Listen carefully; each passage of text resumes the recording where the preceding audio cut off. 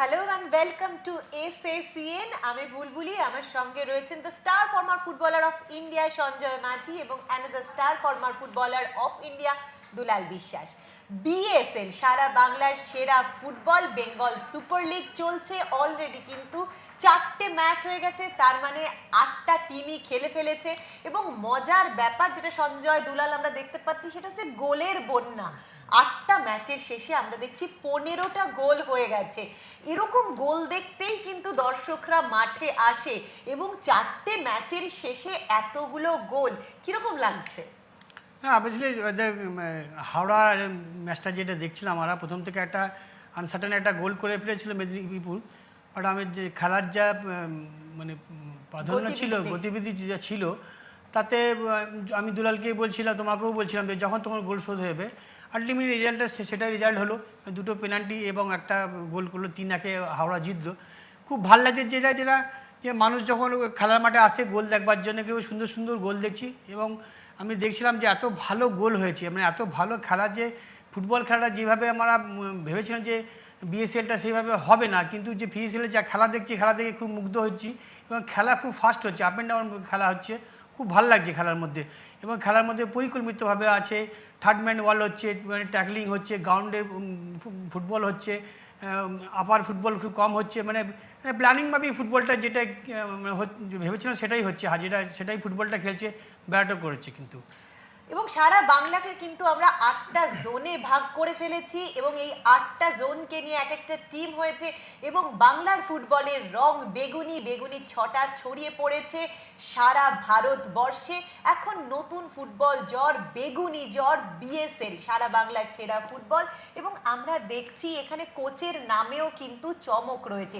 যেমন বিশ্বজিৎ ভট্টাচার্য কোচ রয়েছেন, সেরকমই কোচ রয়েছেন হোসে রামিরেজ ব্যারেটো, সবুজ তোতা, তার সঙ্গে মেহতাব হোসেন, জয়ন্ত সেন, সৈয়দ রমন, সন্দীপ নন্দী, জর্জি আছেন বিদেশি কোচ, এবং তার সঙ্গে গৌতম ঘোষ। কাকে ছেড়ে কাকে দেখির মতন একটা ব্যাপার। দুলাল, কি মনে হচ্ছে? কোচেদের মধ্যেও কিন্তু গ্ল্যামারের বিচ্ছুরণ, বেগুনি ছটা। অ্যাকচুয়ালি বিএসএল যে উদ্যোগটা নিয়েছে এবছর সত্যি অসাধারণ একটা উদ্যোগ। এখানে তুমি একটা জিনিস লক্ষ্য করো যে বাংলার ফুটবলকে এগিয়ে নিয়ে যেতে গেলে বাঙালিদের যে প্রাধান্য দেওয়া দরকার সেই জায়গাটা কিন্তু ভরপুর আছে। এবং তার সঙ্গে যারা কোচ, সব স্বদেশি কোচ, এবং যারা বিদেশি যে একজনের নাম আছে ব্যারেটো, ও কিন্তু বাঙালি ধরতে পারি আমরা, কারণ বহু বছর ধরে কলকাতায় রয়েছে, মোহনবাগানের হয়ে খেলে এসছে। সুতরাং প্রত্যেকটা কোচ বাঙালি কোচ, এবং জয়ন্ত সেন, গৌতম ঘোষ, সন্দীপ নন্দী, মেহতাব, বিশ্বজিৎ ভট্টাচার্য, প্রত্যেকেই বাঙালি এবং প্রত্যেকেই তার সময়ে সুনামের সঙ্গে ফুটবল খেলে গেছে এবং প্রত্যেকের একটা নাম আছে। এবং আশা করি এই যে বিএসএলটা হচ্ছে, এখানে এরা কোচিং করাচ্ছে, ওদের নাম যে নামটা আছে সেটাকে নিশ্চয়ই মর্যাদা দিয়ে সেই রকমভাবেই টিমকে পরিচালনা করবে। এবং বিএসএলে আমরা অলরেডি 4টে ম্যাচ হয়ে গেছে, সেই 4টে ম্যাচে কিন্তু একটা জিনিস দেখছি, টিম গেম যেটা হচ্ছে সেটা কিন্তু স্পিডে খেলা হচ্ছে। সেখানে কিন্তু আমি অনেকটাই মানে বেশ দেখছিলাম যে সেই আগে কলকাতা লিগে যেমন আমরা দেখতাম না, কোনো টিমগুলো এসে গগনে গগনে ফুটবল, সেই জিনিস নেই। সবাই মানে সুন্দর পাসিং ফুটবল, সব কিছু একটা দারুণ একটা, মানে এই বিএসএলটা হওয়ার জন্য আমার মনে হয় আগামী দিনে, মানে যারা আগামী প্রজন্ম, তাদের কাছে একটা দারুণ প্ল্যাটফর্ম। এবং এই বিএসএল দেখে আমার মনে হয় অনেক প্লেয়াররা আরও উদ্বুদ্ধ হবে। এবং সত্যি বলতে কি এই বিএসএল আমাদের বাংলা ফুটবলকে এগিয়ে নিয়ে যেতে অনেক দিক থেকে সাহায্য করবে। এবং ফুটবল কিন্তু বিএসএল এর হাত ধরে একেবারে মানুষের ঘরে ঘরে পৌঁছে যাচ্ছে। প্রত্যেকটা ম্যাচ কিন্তু লাইভ অ্যান্ড এক্সক্লুসিভ টেলিকাস্ট দেখা যাচ্ছে। সারা বাংলার সেরা ফুটবল, এবং বাঙালিরা কিন্তু অলরেডি দুই বাঙালিকে নিয়ে বসে আছি, জয় জয়াকার করছে। আমি সঞ্জয় এবং দুলাল দুজনকেই বলবো, যার যেটা ইচ্ছে বলবে। আমি কিন্তু হাতে কাগজে দেখতে পাচ্ছি রবি হাঁসদা অলরেডি 2টো গোল করে ফেলেছে। রবি হাঁসদা কিন্তু বাঙালিদের কাছে একটা আইকনের জায়গায় চলে যেতে পারে। সঙ্গে আকিব নবাব, তন্ময় ঘোষ, তারক হেমব্রম, উজ্জ্বল হাওলাদার, কুন্তল পাখিরা, দেবাশিস প্রামাণিক, সুদীপ দাস। বাঙালিরা কিন্তু একেবারে বেগুনি জ্বরে ছেয়ে রেখেছে ফুটবল মহল। বাঙালিদের তো আবার মনে হচ্ছে যে সেই সব খেলার সেরা বাঙালির তুমি ফুটবল, সেই জয়গান আবার শুনতে পাচ্ছি। না, অবভিয়াসলি দেখো, তুমি যাদের যেই প্লেয়ারগুলো তুমি নাম বললে, সেই প্লেয়ারগুলো কলকাতা লিগে অলমোস্ট তারা মানে প্রতিষ্ঠিত প্লেয়ার, ওই সুনামের সাথে তারা ফুটবল খেলেছে, তারপর তোমার বিএসএলে খেলছে। অবভিয়াসলি যেটা যেটা যেটা দুলাল যেটা বলছিল যে কলকাতা লিগে মানে কয়েকটা প্লেয়ার যে আমাদের খেলাতে পারবো বলে সেভাবে ঠিক করেছিলাম, কিন্তু বিএসএলে বাঙালিদের খেলার পুরো ওপেন একদম দরজা খুলে দিয়েছে বেঙ্গল সুপার লিগ। এটা কিন্তু যেটা দুলাল বলছে, এই যে এখন যা ফুটবল হচ্ছে, যে এখন যা ফুটবল খেলার প্যাটার্নিটি যা চেঞ্জ হচ্ছে, গ্রাউন্ডার ফুটবল খেলছে, পাস খেলছে, ভ্যারিয়েশন খেলছে, মানে সত্যি প্রতিটা কোচে যে তুমি বলছে প্রতিটা কোচ কিন্তু অভিজ্ঞ কোচ। বিশ্বজিৎ ভট্টাচার্য ইসবল টিমের কোচিং করেছে, ন্যাশনাল টিমের কোচিং করেছে, গৌতম ঘোষও ন্যাশনাল টিমের কোচিং করেছি, টিমের কোচিং করেছে। এবছর তারা ভালো সাফল্য পেয়েছে। A licence coach Mehtab Hossain current B licence করেছে, গ্রেট প্লেয়ার, এবং সন্দীপ নন্দীও করছে, জয়ন্ত রয়েছে, এবং সব মিলিয়েই একটা কিন্তু একদম মানে আলোড়ন সৃষ্টি করেছে বাংলার ফুটবলকে নিয়ে বিএসএল। এটা তুমি বলতে পারবো যে আমরা যারা টিভির পর্দায় খেলা দেখছে বা টিভির যারা মাঠে গিয়ে দেখছে, আমি আমার ব্যক্তিগত মানে অভিজ্ঞতা থেকে বলছি যে খেলা কিন্তু তোমরা যেখানেই যা করো, কর্মজীবী করো, পড়াশোনা করো, কিন্তু এই টাইমটা খেলার টাইমটা বেছে নিয়ে মাঠে যাও, মাঠে গিয়ে ফুটবল দেখো। ফুটবল কিন্তু খেলা দেখলেও মন ভালো লাগবে, কিন্তু এখনকার দিনে যে ফুটবল হচ্ছে আমার মনে হচ্ছে যে কোনো বাইরের দেশের ফুটবল খেলা দেখছি আমরা। এতটাই দ্রুত গতির খেলা, কারণ আমরা দেখছি প্রচুর কার্ড দেখা হচ্ছে। কার্ডটা ফুটবলারদের জন্য অতটা অ্যাকসেপ্টেড না হলেও আমাদের কিন্তু সেই গতিটা দেখতে ভালোই লাগছে। আমরা যদি বিদেশি প্লেয়ারদের দেখি, ব্রাজিলিয়ান জোটা অলরেডি স্কোর করে ফেলেছে JHR রয়্যাল সিটি এফসির, তার সঙ্গে রিচমন্ড রয়েছে সুন্দরবন অটো এফসির, তোসানভ রয়েছে কোপা এফসির, এবং পাওলো রয়েছে হাওড়া হুগলি ওয়ারিয়ার্সের, অলরেডি 2টো গোল করে ফেলেছে।